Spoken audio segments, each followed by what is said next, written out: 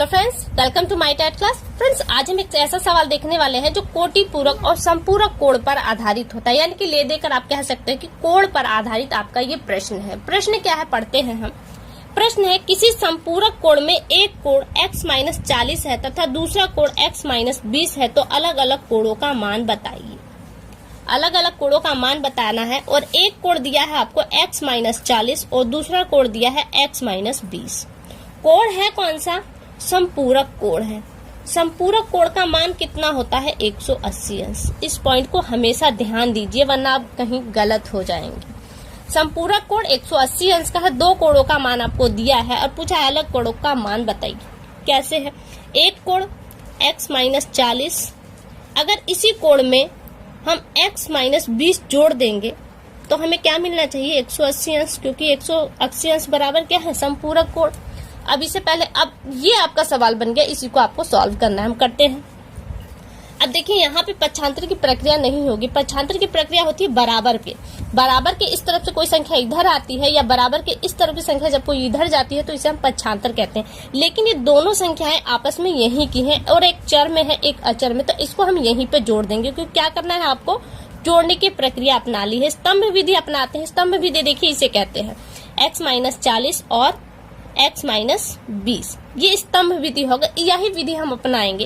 तो यहाँ हम देखते हैं ये माइनस की संख्या है, ये माइनस की संख्या है, तो ये कितनी हो जाएगी? 60 प्लस माइनस, आगे इसके माइनस का निकाल है, और x कितने हो जाएंगे? 2x हो जाएंगे।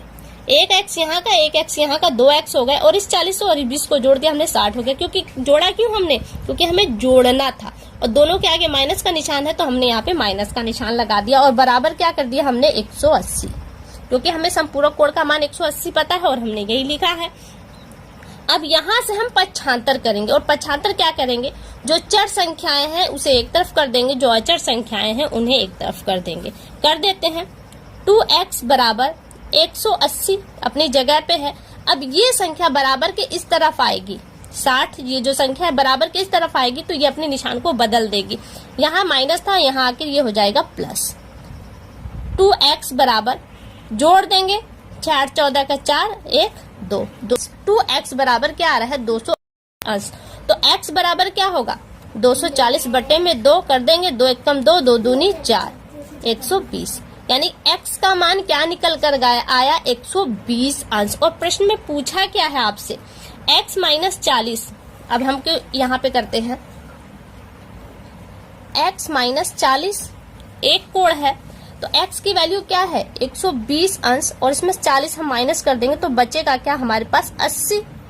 और दूसरा क्या कह रहा है? x- दूसरा कोण ये है ना, x-20।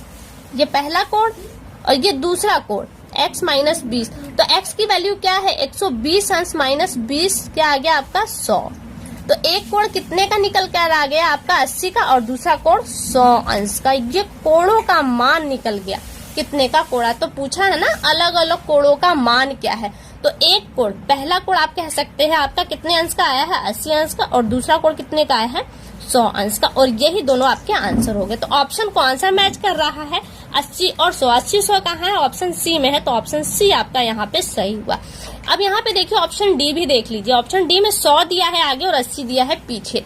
चीजें वही है, लेकिन हम पहले के अकॉर्डिंग, पहला कोण हमारा क्या दिया है? x-40। तो x-40 का हमने जब मान निकाला तो हमें 80 मिला। तो यानी कि पहला कोण कितने का मिलकर आया है? हमें 80 का। तो हम यहाँ पे 80 पे टिक लगाएंगे।